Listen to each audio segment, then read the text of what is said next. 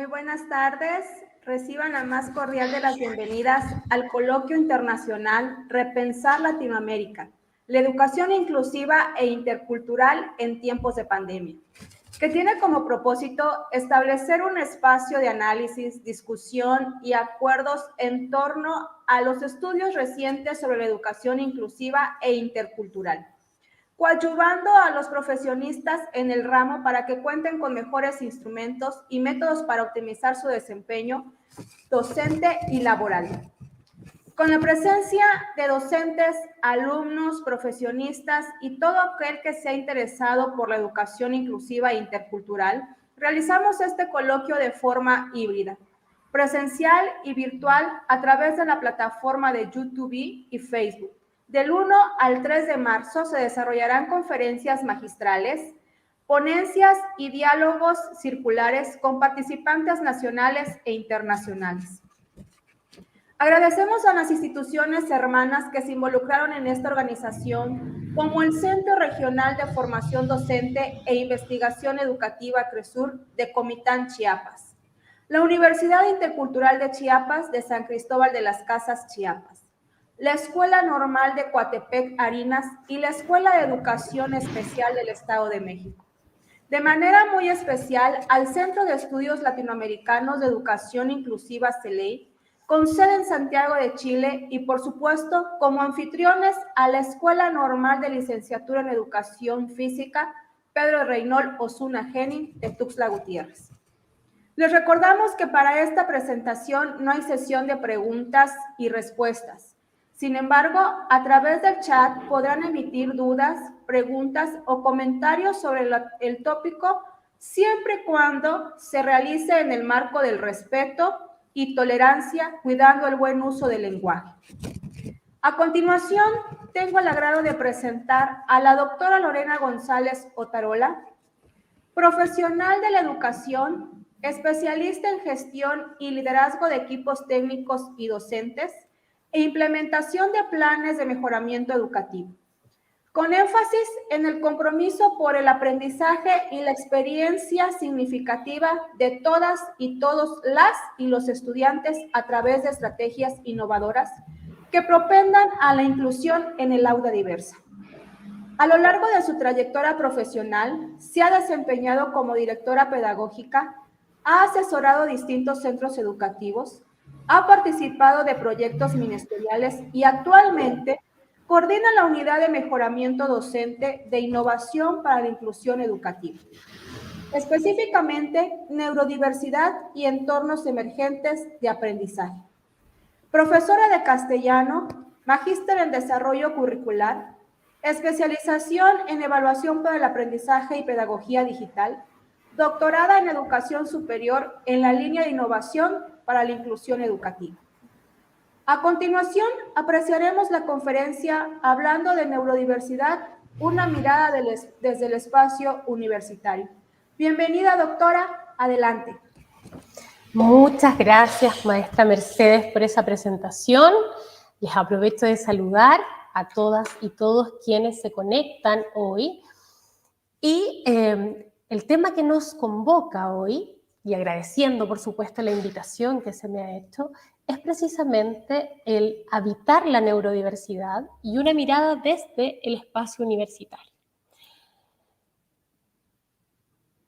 Tenemos acá la presentación, ¿cierto? ¿Cómo vamos a avanzar en esta ruta reflexiva durante este tiempo? Primero, vamos a trabajar, ¿cierto?, en torno a analizar el término que nos convoca hoy, diferenciando la neurodiversidad, la neurodivergencia, el paradigma y el movimiento.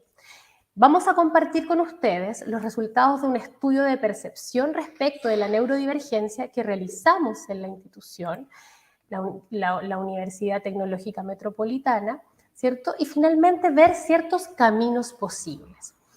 Lo primero, cuando nos enfrentamos a un concepto como neurodiversidad, es descomponerlo, ¿cierto? Y al descomponerlo surge un concepto que escuchamos constantemente, que lo escuchamos en distintos discursos, tanto educativos, sociales e incluso en el marketing, que es la diversidad. Pero, ¿qué es realmente la diversidad? Y esa pregunta la hago para que ustedes se las hagan. Más que resolverla en este momento, me interesa que la puedan tomar, asir y preguntárselo y cuestionárselo, ¿qué es para nosotros la diversidad? Muchas veces asumimos la diversidad que es como fuera de nosotros mismos y nosotras mismas, ¿cierto? Se entiende conceptualmente que el espacio que habitamos es diverso en distintos planos, ¿cierto?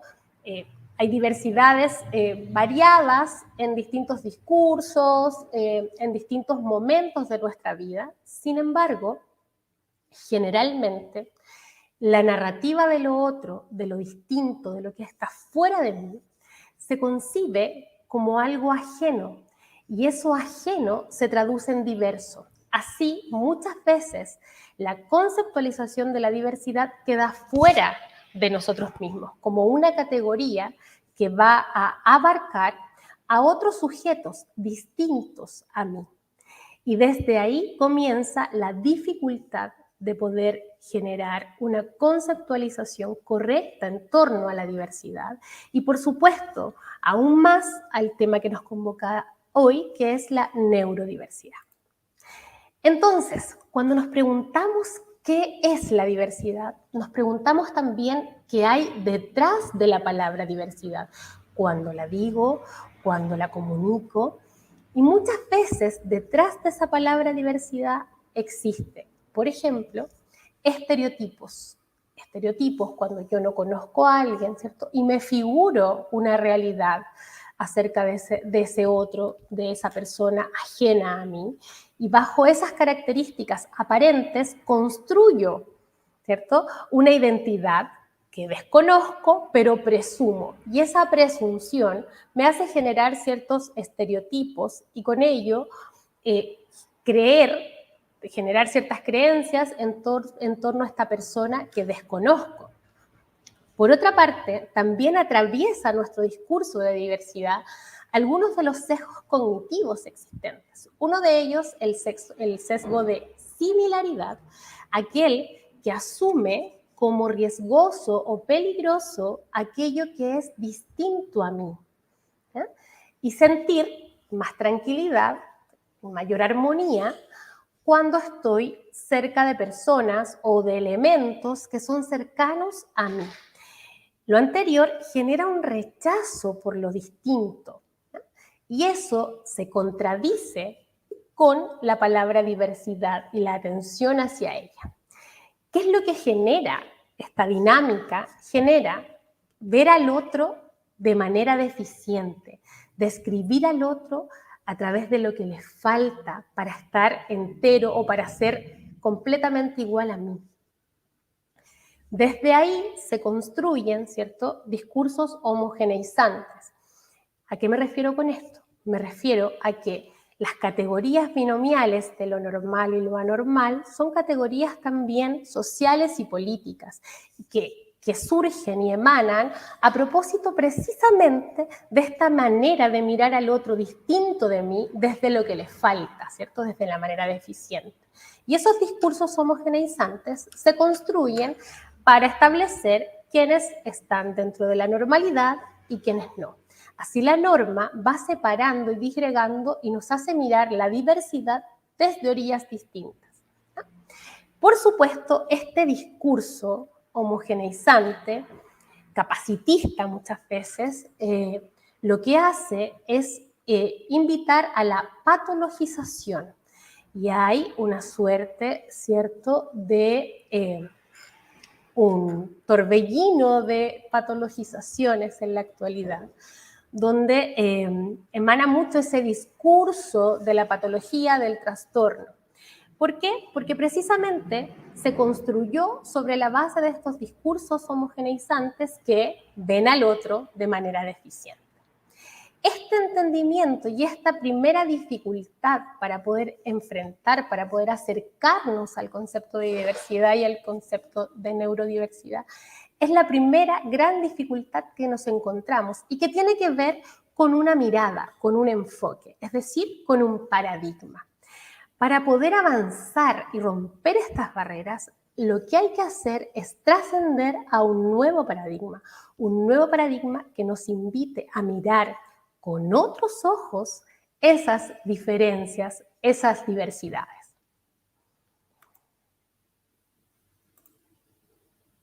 Desde ahí hay caminos posibles para poder indagar y avanzar hacia nuevos modos de relacionarnos, hacia nuevos modos de encontrarnos en la diversidad. Tenemos, por una parte, lo que propone el doctor Aldo Campo en tanto múltiples singularidades.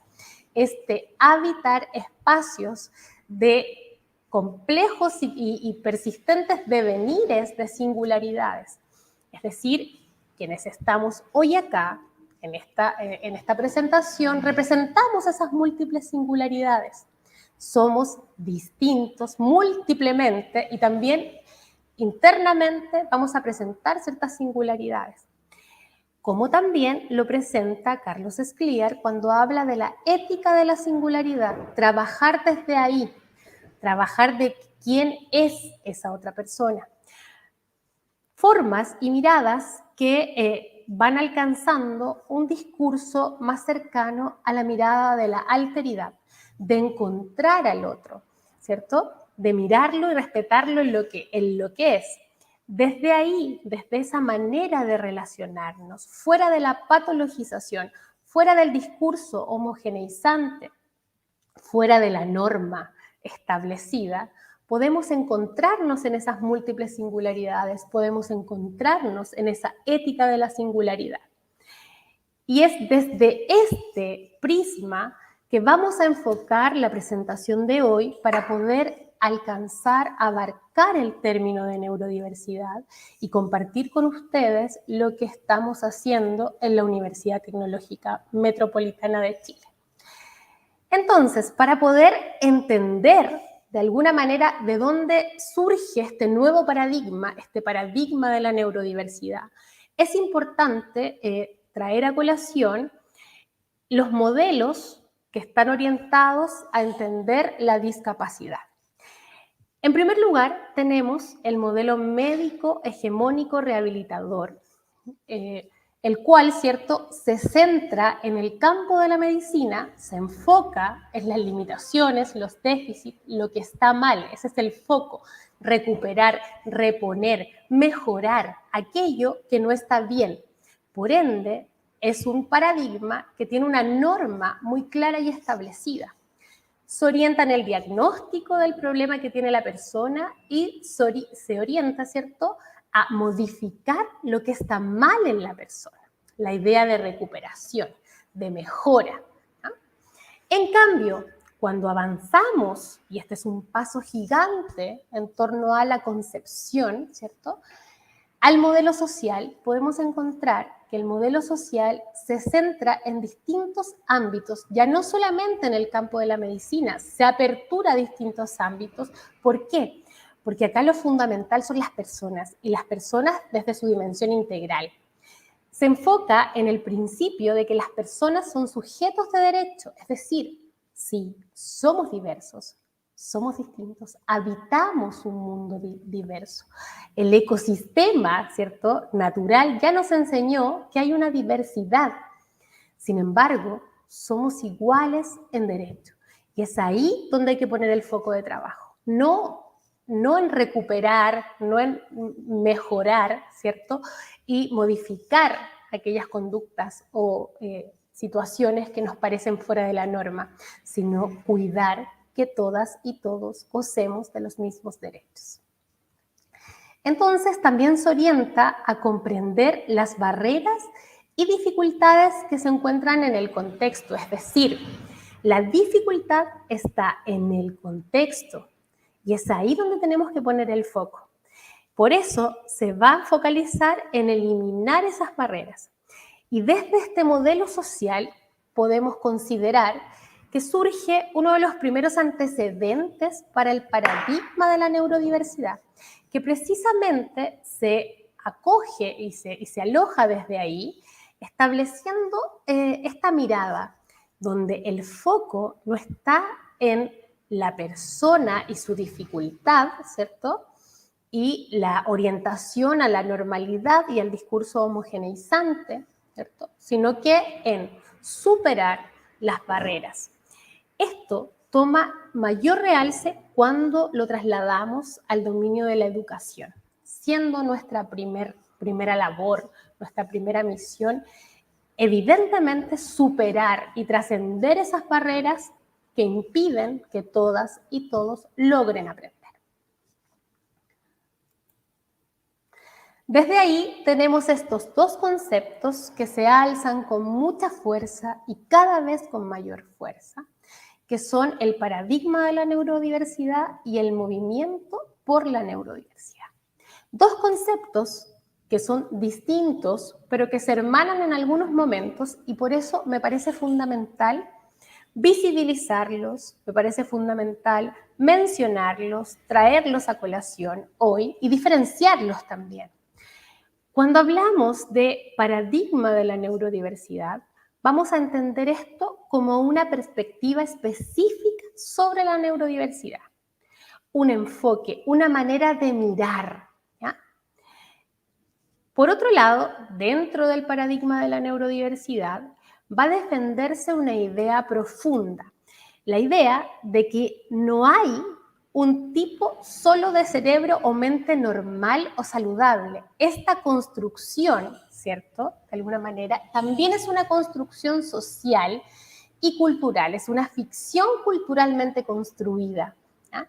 Esta idea de defender que solamente un procesamiento neurocognitivo es el correcto y el resto está errado, es una ficción construida culturalmente, no más válida que la idea de que hay una etnicidad o un género o una cultura normal, correcta o hegemónica, ¿no?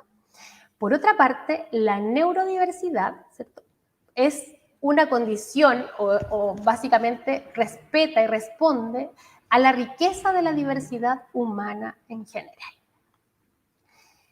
Desde ahí, desde el paradigma, desde asumir que, ¿cierto?, el diseño de mis propias prácticas docentes debe comprender que esta neurodiversidad está presente en mi sala de clases. Es decir, yo debo desarrollar y generar las experiencias de aprendizaje pensando en las distintas formas de procesamiento neurocognitivo que existen en el espacio. No patologizando, no asumiendo que están fuera de la norma, no diferenciando, ¿cierto?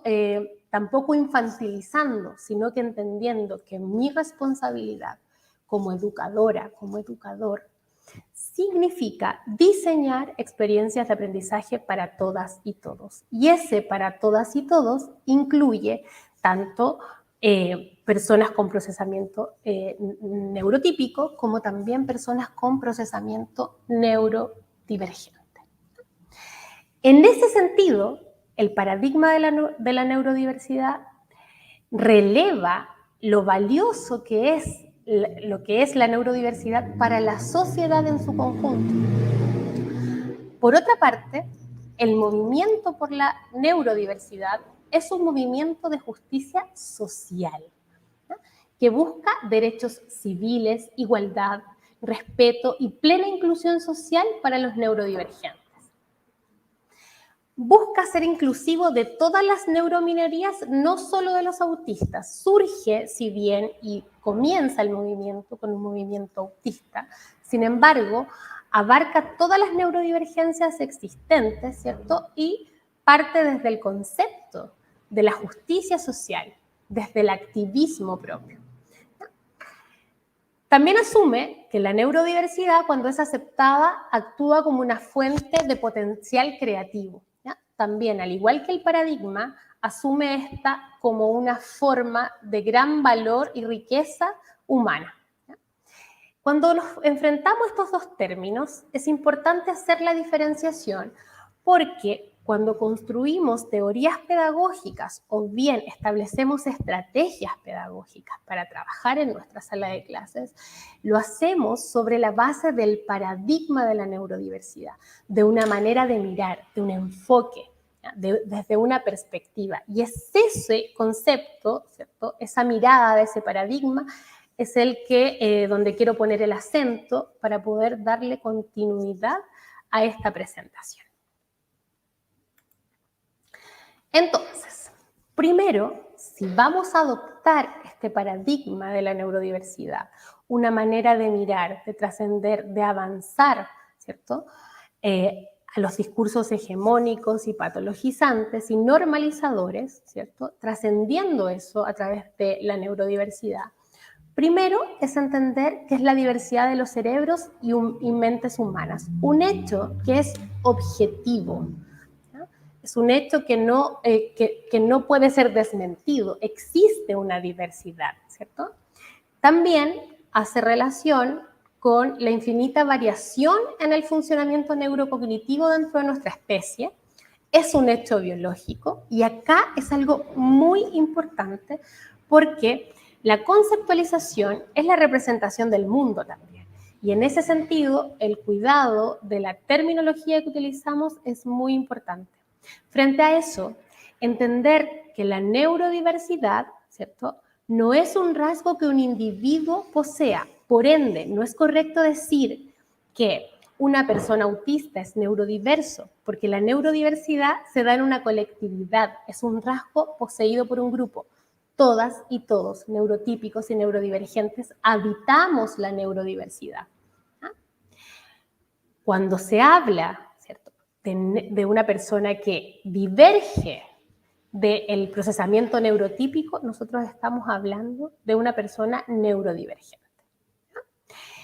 El concepto de neurodiversidad, entendido así, pensando en que todas y todos habitamos ese espacio neurodiverso, es un concepto nuevo, pero afín al de biodiversidad y al de diversidad cultural, que se debe asentar en las sociedades de la misma manera que se asentaron los anteriores conceptos. Frente a eso tenemos, por ejemplo, las primeras conceptualizaciones o las primeras expresiones del concepto a través de Harvey Bloom, ¿cierto?, en el año 98, cuando él menciona la neurodiversidad puede resultar en todos los aspectos tan crucial para la raza humana como la biodiversidad lo es para la vida general, relevando la importancia de la neurodiversidad en tanto desarrollo humano, haciendo vinculaciones directas también, por ejemplo, con los problemas que enfrenta la sociedad actual o con los desafíos en tanto dominio informático, ¿cierto?, pensamiento informático que requiere la sociedad actual y que supone este autor, desde la neurodivergencia podría encontrar mucho más asiduo que desde la neurotipia. Por otro lado, encontramos las palabras de Judith Singer, quien ha sido una gran activista en tanto el movimiento por la neurodivergencia, el movimiento autista. Y señala, los neurológicamente diferentes representan una nueva incorporación a las categorías políticamente conocidas de clase, género, raza y aumentarán la perspectiva del modelo social de discapacidad.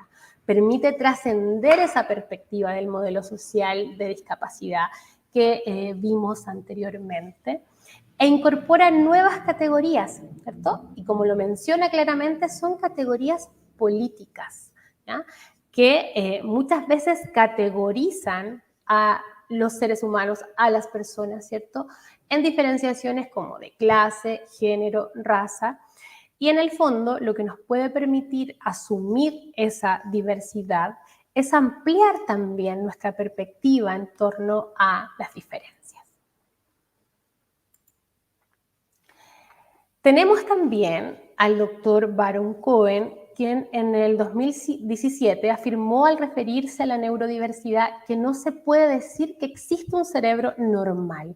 Primero, con esto derriba la idea, ¿cierto?, de la normalidad y con ello también de la anormalidad o patologización del comportamiento o del procesamiento neurocognitivo. Dice que existe una variación biológica que es propia de la identidad de las personas, por lo tanto debe ser respetada en su diversidad y no se puede patologizar ni estigmatizar a alguien por ser diferente. Desde esa concepción, tendríamos que empezar a construir nuevas formas de relacionarnos en este mundo neurodiverso. Tenemos acá a Armstrong, quien escribió el libro El poder de la neurodiversidad, donde trabaja principalmente con 7 neurodivergencias y las trabaja desde el punto de vista de los beneficios, las bondades que éstas tienen y no desde lo que les falta, desde la problemática, ¿cierto? Sino que desde las potencialidades. Y él señala algo súper potente, donde dice que necesitamos un nuevo campo de neurodiversidad que conciba a los cerebros humanos como entidades biológicas que son y que sea capaz de apreciar las enormes diferencias naturales que existen entre un cerebro y otro relativo a sociabilidad, aprendizaje, atención, estado de ánimo y otras importantes funciones mentales. Abrir este nuevo campo para poder concebir esta diferencia y estas divergencias en los cerebros humanos nos permitirá entender mejor también al otro, ¿ya? Sobre todo si esto lo llevamos al campo de la labor docente, ¿cierto? De la labor educativa. Cómo entender esa neurodiversidad que existe en nuestras salas de clase. Los principios que aborda este autor en tanto a la neurodiversidad son 8. El primero de ellos señala que el cerebro humano funciona a la manera de un ecosistema, es decir, no de manera rígida o meramente automática. Derriba la idea de que el cerebro funciona como una máquina, sino como un ecosistema que está compuesto por diversos elementos donde cada uno de ellos va a aportar para este funcionamiento, ¿no? Luego señala que los seres humanos y los cerebros humanos existen a lo largo de espectros continuos de competencia. Quiere decir que la competencia también que desarrollemos cada uno de nosotras y nosotros, ¿no? En los espacios en los que nos encontramos se va a ir desarrollando a lo largo del tiempo. No existe esa idea inmutable, por ejemplo, de la inteligencia, sino que se permite entender que los contextos también van a ir modificando cognitivamente nuestras estructuras y permitiendo así un avance continuo en la competencia. La competencia del ser humano se define a partir de los valores de la cultura a la cual pertenece. Evidentemente, dependiendo también del contexto cultural en el cual nos encontremos, algunos de los aspectos como fortalezas nuestras van a ser consideradas como fortalezas, pero otras van a ser consideradas como, digamos, posibles potencialidades o bien como dificultades para enfrentar la vida, ¿cierto? Entonces, es muy importante no desapegar lo que se valora, ¿ya? De acuerdo con la cultura en la cual nosotros nos encontramos. El hecho de ser considerado discapacitado o dotado depende asimismo de factores coyunturales como el lugar o el momento preciso en que se viva. Nuevamente hace alusión que esta clasificación, ¿ya?, se establece a partir del contexto en el cual se sitúa cada una de las personas, ¿no? El éxito en la vida se basa en la adaptación del cerebro a las necesidades del entorno. Y ahí nuevamente surge la conciencia de lo que significan las barreras. Qué importante es ampliar, abrir, permitir derribar esas barreras para que el contexto permita un mayor espacio resonante para el desarrollo del cerebro, ¿no? El éxito en la vida también depende de la modificación del entorno para ajustarlo a las necesidades del cerebro único. La construcción de nichos incluye elecciones profesionales y de estilo de vida que mejoran la vida del individuo neurodiverso. Acá el foco y lo que se busca resaltar es precisamente y nuevamente la conciencia del contexto, ¿ya? Es decir, la modificación del contexto para que todas y todos podamos desarrollarnos en un espacio que sea propicio para el desarrollo humano, para el aprendizaje, para la sociabilización. La construcción positiva de nichos modifica directamente el cerebro, lo que a su vez refuerza su capacidad para adaptarse al entorno. El concepto de nicho es crear, ¿cierto? Generar un espacio seguro, generar espacios seguros en el camino. Espacios seguros que deben ser precisamente los espacios, por ejemplo, familiares, ¿cierto? Los espacios profesionales, los espacios académicos. Con estos principios que hemos traído en este momento a colación y que he querido compartir con ustedes, busco de alguna manera que vamos reformulando nuestras concepciones referente precisamente a la neurodiversidad con la intención de hacernos conscientes de cuáles son nuestras responsabilidades y cómo también el contexto en el cual nos encontramos va a impactar directamente nuestro desarrollo, nuestras conductas, nuestro comportamiento. Ahora bien, cuando hablamos de este espacio neurodiverso, entendemos que este espacio neurodiverso está habitado tanto por personas que tienen un procesamiento cognitivo típico, que se le llama neurotípico, como también personas que tienen un pensamiento o un procesamiento cognitivo que diverge de esa norma, a las cuales se les denomina neurodivergentes y también se autodenominan neurodivergentes desde la posición del activismo.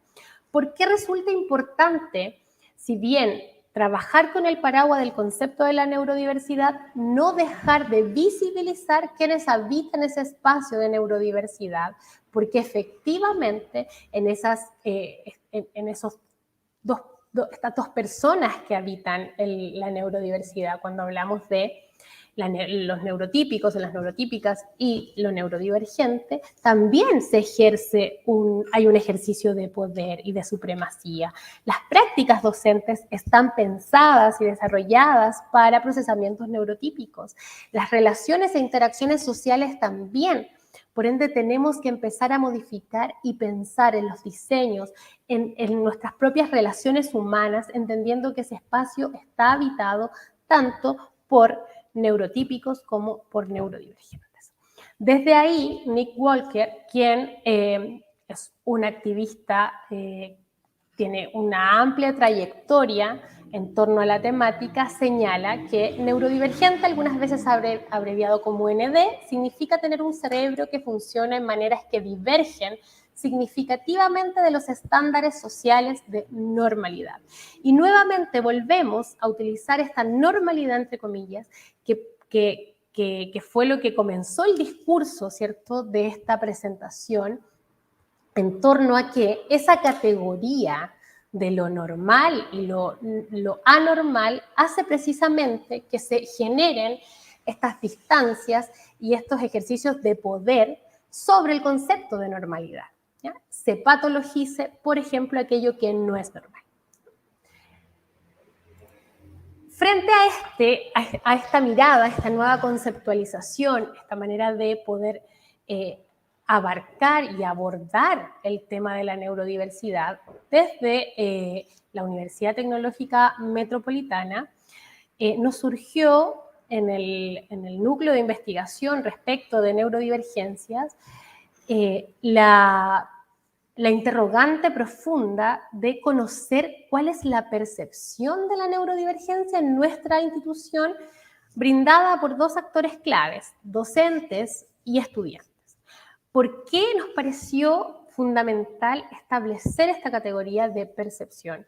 Porque es necesario trabajar desde ahí, desde la percepción del otro, de lo que piensa, de lo que cree, para poder construir, entender cómo ve, cómo visualiza este concepto, cómo lo hace propio, cómo lo lleva a la vida, cómo lo construye y lo deconstruye. Y a partir de eso realizamos un estudio exploratorio que nos permitió establecer ciertos elementos. El objetivo de este estudio, primero, fue generar información que nos permitiera construir un diagnóstico, primero, como les comentaba, sobre las percepciones que existen en torno a la neurodivergencia, en adelante NDE, vamos a mencionarla así, así como también conocer la realidad de estudiantes que habitan la neurodivergencia y cómo se está trabajando o cómo se sienten dentro del proceso institucional, ¿no? Esta encuesta la realizamos el año 2021, fue aplicada entre los meses de mayo y julio del año pasado, ¿cierto?, en una modalidad de formato online, utilizando la plataforma Google Form. Está compuesta por 13 preguntas, donde las vamos a ver a grandes rasgos a continuación, organizadas en 4 secciones. Primero, caracterización, luego percepción general sobre neurodivergencia, relación con neurodivergencia y finalmente el interés de capacitarse y conocer más respecto de la temática. Fue respondida por 821 participantes, de los cuales 269 fueron docentes, representando el 34% del total de docentes y académicos de la institución, y 552 fueron estudiantes, representando el 11% del total de la institución. La institución en la cual fue aplicado este estudio es la Universidad Tecnológica Metropolitana, UTEM, fundada en 1993, integrante del Consejo de Rectores de las Universidades Chilenas, del CRUCH, y también del Consorcio de Universidades del Estado de Chile. Esta universidad ofrece un total de 28 carreras de pregrado con ingreso PSU en distintas áreas del conocimiento, tales como Administración y Economía, Diseño y Arquitectura, Construcción, Ciencias e Ingeniería. El modelo educativo que presenta la UTEM está trabajado desde 3 sellos fundamentales: la sustentabilidad, la tecnología y la responsabilidad social. La primera pregunta que establecimos para poder entrar a conocer, como les comentaba anteriormente, este es un estudio exploratorio, es el primero que hacemos, y desde ahí preguntamos si conocían el término de neurodivergencia. El 61% de docentes y académicos señalaron que sí lo conocían, es decir, 163, y el 54% de estudiantes dicen también conocerlo, 299. Cuando miramos el detalle de las facultades, ¿cierto?, y la distancia entre las facultades, nos podemos dar cuenta que quienes mayormente conocen el término de neurodivergencia se encuentran en la Facultad de Humanidades y Tecnología de la Comunicación Social, precisamente y más específicamente en la carrera de Trabajo Social, y quienes más distantes se encuentran del término, del concepto, ¿cierto?, son las y los docentes y académicas y académicos de la Facultad de Ciencias de la Construcción y Ordenamiento Territorial, en conjunto con la Facultad de Ingeniería, que son quienes mayormente desconocen el término. Cuando le preguntamos a las y los estudiantes esta misma pregunta, nos damos cuenta que quienes más conocen el término coincide directamente con la Facultad de Humanidades y Tecnología de la Comunicación Social, y quienes más lo desconocen o están más lejanos al concepto, también encontramos que coincide con la carrera de Ingenierías. Es ahí donde tenemos la mayor cantidad de estudiantes. Por lo tanto, nos pareció muy importante relevar este dato, porque así también entendemos dónde tenemos que generar los apoyos consistentes. ¿Por qué es importante conocer el término? Porque desde ahí se construye una realidad. Si yo diseño una experiencia de aprendizaje sin conocer siquiera el término, evidentemente no voy a diseñarla incluyendo, ¿cierto?, aquellos que habitan estas neurodivergencias. Luego, preguntamos qué neurodivergencias conocen mayormente. Del total de respuestas, las 3 que más se repitieron fueron, primero, el autismo, algunos también categorizándolo como Asperger, un 26%, el déficit atencional, un 25%, y el trastorno de ansiedad generalizada, un 19%. Cuando preguntamos si habitaba alguna neurodivergencia, el 10% de las y los docentes consultados o que respondieron de alguna manera la encuesta nos señalaron que habitaban alguna neurodivergencia. siendo la neurodivergencia más habitada el trastorno de ansiedad generalizada, seguido del trastorno de déficit atencional. Por otra parte, y acá el número fue muy relevante y nos parece muy pertinente seguir trabajando con las y los estudiantes, un 38% de las y los estudiantes que respondieron la encuesta, es decir, 211 estudiantes de nuestra institución, dicen habitar alguna neurodivergencia. Dentro de ellas, la mayormente nombrada fue el trastorno de ansiedad generalizado con un 29%, el trastorno de déficit atencional con un 24%, seguido de autismo o Asperger con un 13%. Luego, comenzamos a consultar en torno a las situaciones con personas neurodivergentes en el contexto académico. Se han enfrentado a estas situaciones, han convivido estas situaciones, porque de esta manera también nos damos cuenta si las han visibilizado y cómo las visibilizan. El 48% de las y los docentes nos dice que sí, en su experiencia académica y docente, han asistido y han convivido con situaciones evidentemente neurodiversas, con personas neurodivergentes. Y los estudiantes y las estudiantes nos mencionan que en un 32%.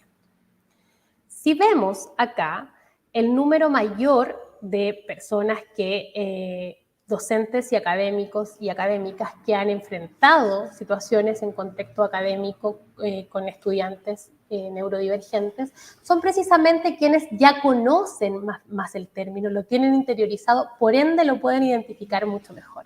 Y así vemos que la facultad que presenta mayor presencia de estas situaciones es precisamente la Facultad de Humanidades y Tecnología de la Comunicación Social. Y la que menos presenta esta implicancia de situaciones es la de Ciencias Naturales, Matemática y Medio Ambiente. En el caso de las y los estudiantes, mayoritariamente, de nuevo, coincide con el conocimiento del concepto, quienes han tenido experiencias con personas neurodivergentes en este contexto académico son también estudiantes de la Facultad de Humanidades y Tecnología de la Comunicación Social. Cuando hablamos de la intención por participar en instancias de conversación y capacitación respecto de la neurodivergencia, nos damos cuenta que el 78% de docentes y académicos están interesados e interesadas en participar en estas instancias. Y en estudiantes vemos que un 68% también lo está. Considerando lo anterior y ese panorama de respuestas cerradas que fueron categorizadas acá, la siguiente pregunta, que era amplia en torno a cuál es su percepción sobre neurodivergencia, fue una pregunta abierta que fue trabajada de la siguiente manera. El análisis, en primer lugar, consideró un enfoque cualitativo, utilizando específicamente un enfoque de análisis de contenido. La información obtenida del cuestionario se importó al programa Word y de ahí al programa Atlas-T, la versión 7.5. El proceso de codificación privilegió el uso de codificación abierta y selectiva, obteniéndose un total de 46 códigos de la respuesta docente y 89 de estudiantes, y la codificación selectiva nos permitió identificar 5 categorías centrales, las que vamos a presentar a continuación. Entonces, la primera categoría fue la perspectiva general sobre neurodivergencia, y acá nos podemos dar cuenta que mayoritariamente las y los docentes la conciben en términos generales como una condición natural del ser humano, ¿ya?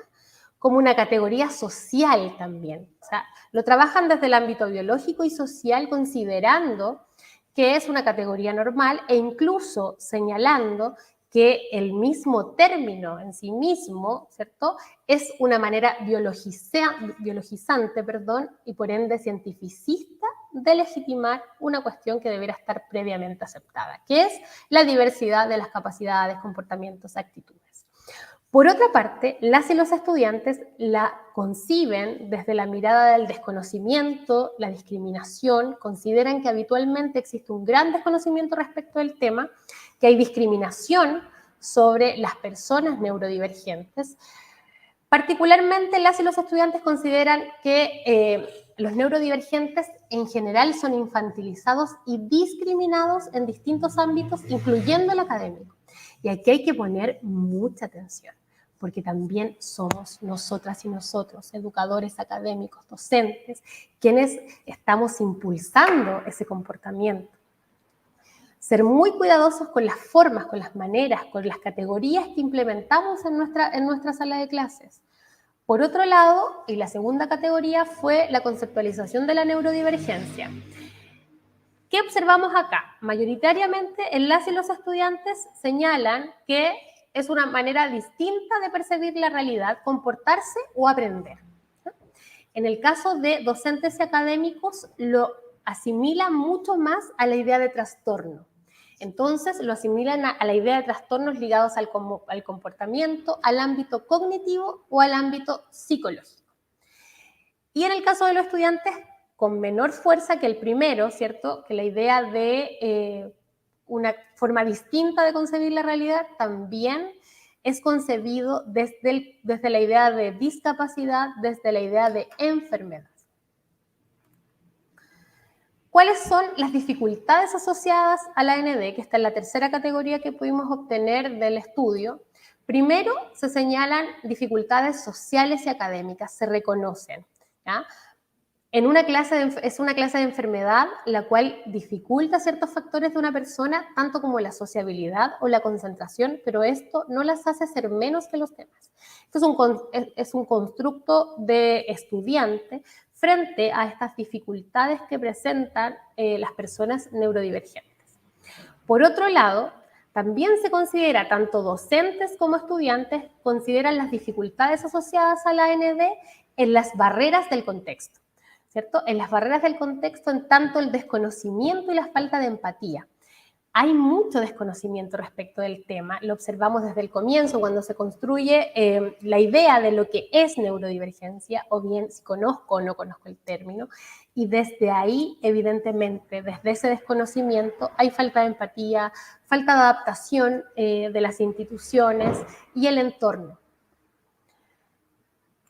La cuarta categoría está relacionada con el abordaje de la neurodivergencia, y este abordaje lo asumen y lo toman con mayor fuerza desde la visibilización. Lo importante que es visibilizar esta realidad, ¿ya? Considero que es un tema imprescindible de trabajar en el entendido de que habitamos espacios diversos y debemos entendernos en esas diversidades. En torno específicamente a la neurodivergencia, creo que es fundamental visibilizarla. Por otra parte, desde el abordaje se asume desde el respeto y la empatía. Incluso se toca el tema de que es algo que suele pasar desapercibido, y desde ahí, ¿cierto?, se anula, se oculta, se oscurece, se aísla, ¿ya? Entonces, por eso es tan importante visibilizarlo. Y por otra parte, dentro de la categoría de abordaje de la neurodivergencia, podemos encontrar también el conocimiento, herramientas y capacitación. Se le da también mucha importancia a la capacitación, a conocer más respecto del tema para así poder tener más herramientas para abordarla. Cuando se menciona la última categoría que establecimos, que es neurodivergencia y educación, es súper importante las conclusiones a las cuales llegan tanto estudiantes como docentes, las cuales son representadas por estos tres aspectos fundamentales. El primero, ambientes facilitadores. Se señalan precisamente que la universidad debe ser un espacio seguro y que la comunidad debe estar preparada.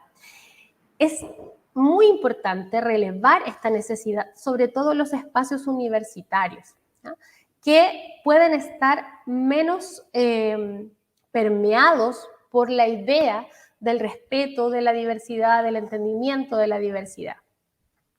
Por otra parte, tenemos las estrategias de aprendizaje-enseñanza que respondan a la diversidad. Por ende, no es solo el ambiente general el que debe ser facilitador y razonante y respetuoso, sino que además también señalan la importancia de que las estrategias de aprendizaje-enseñanza respondan a esta diversidad. Y por último, hablan también de los apoyos integrales que requieren las y los estudiantes que habitan la neurodivergencia en el espacio universitario, relevando así, ¿cierto?, que deben ser trabajados por todo el círculo que rodea a las y los estudiantes. Desde ahí, desde este estudio que tuvimos que compartir muy brevemente, ¿cierto?, podemos alcanzar ciertas conclusiones, ciertos caminos posibles. El primero de ellos, y suena muy fuerte, es la visibilización, conocer el término, conversar respecto de ello, hacerlo explícito. Por otra parte, comenzar también a trabajar en la alteridad. En la alteridad entendida como ser el otro, pensar como el otro, mirar al otro, ya no como un distinto, ya no como lo que le falta, ¿cierto? Y desde ahí surge la necesidad de generar diálogos intersubjetivos, diálogo entre distintos actores de los espacios educativos y de los espacios sociales, poner sobre la mesa las necesidades, las dificultades y por sobre todo las barreras, para que esas barreras puedan ser eliminadas. Por otra parte, la generación de ambientes resonantes o cerebrocompatibles, ambientes que de verdad propicien el aprendizaje, que de verdad sean respetuosos con la naturaleza del aprendizaje. Y por último, trabajar fuertemente la cooperación o métodos cooperativos, fortaleciendo en los espacios educativos la interdependencia positiva, que es clave dentro del aprendizaje cooperativo. Es decir, cada uno y cada una de nosotros formamos parte de este grupo, vamos a depender, ¿cierto?, del otro, pero también el otro va a depender de mí de manera positiva. Tengo algo que aportar, distinto, porque no somos todos iguales, somos distintos y cada uno de su orilla va a aportar a la construcción común, ¿ya? Importantísimo no generar dentro de los espacios educativos discriminación ni positiva ni negativa. Es, de acuerdo a lo que vimos en la encuesta y lo que se ha podido trabajar, también es un reclamo muy fuerte de parte de la comunidad de estudiantes la infantilización que se genera. Por ende, también hay que ser cuidadosos. Por eso el cambio tiene que ser profundo. El cambio tiene que venir con el cambio paradigmático.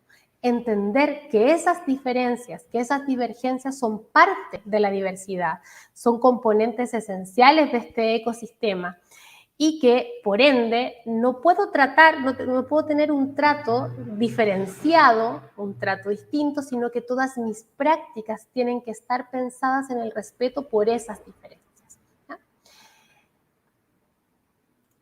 Entonces, al despedirnos, porque ya el tiempo se nos está acabando, es importante señalar, ¿cierto?, dos citas que me parecen fundamentales para la reflexión de este breve encuentro que hemos sostenido. Primero, una de Carlos Escliar que dice: educar es conmover, educar es donar, educar es sentir y pensar no apenas la propia identidad, sino otras formas posibles de vivir y convivir.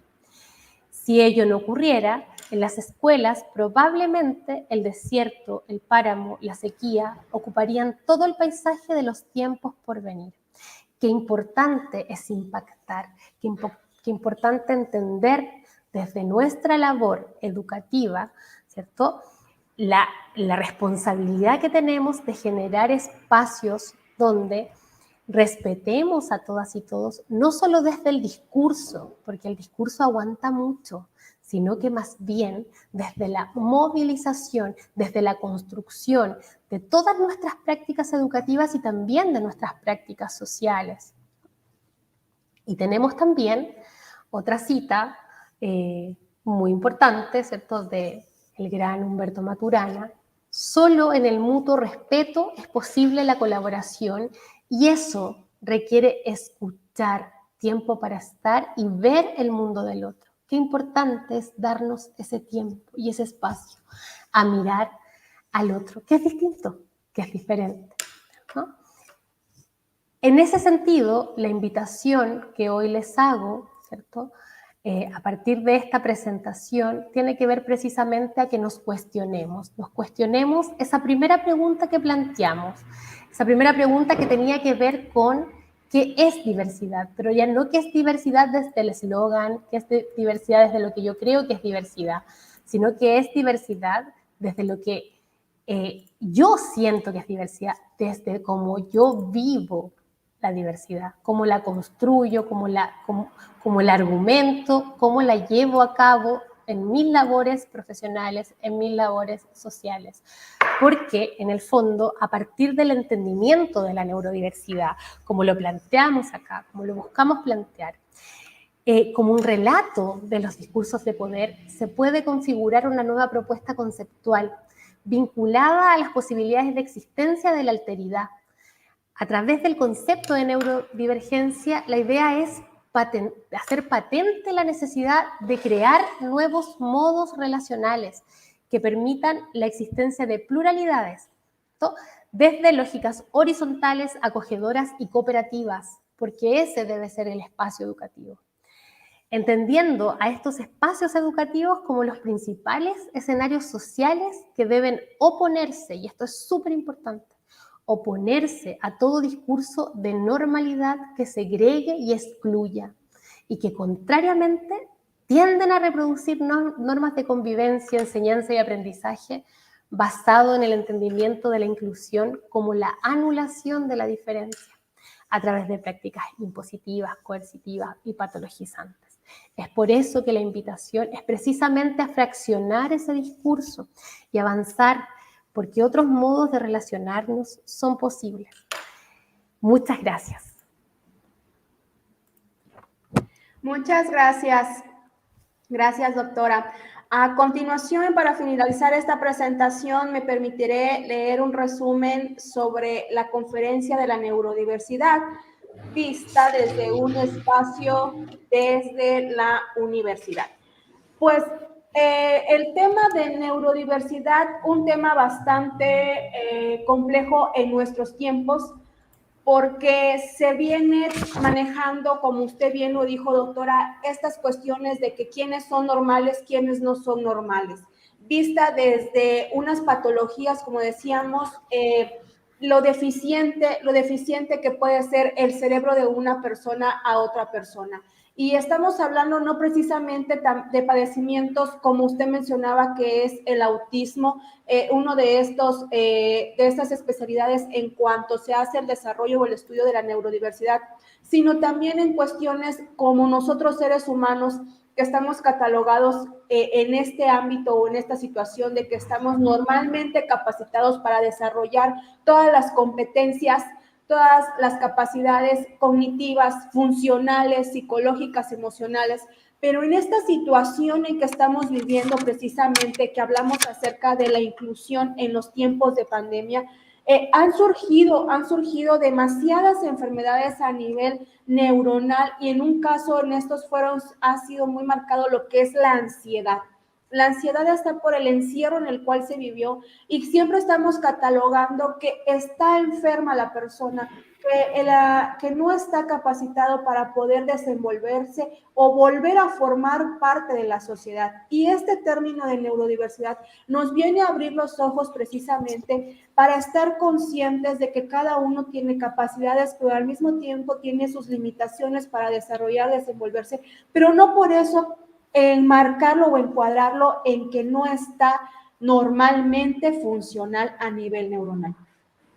En este tema que me parece muy interesante, cuando habla acerca de estos nuevos paradigmas acerca del modelo de diversidad, que le da un enfoque muy importante en el ámbito que es el movimiento de la diversidad, pero visto desde la sociedad, que le hace también a usted un apartado, un punto que también está visto desde la medicina, pero creo que lo más importante es trabajar desde la sociedad misma.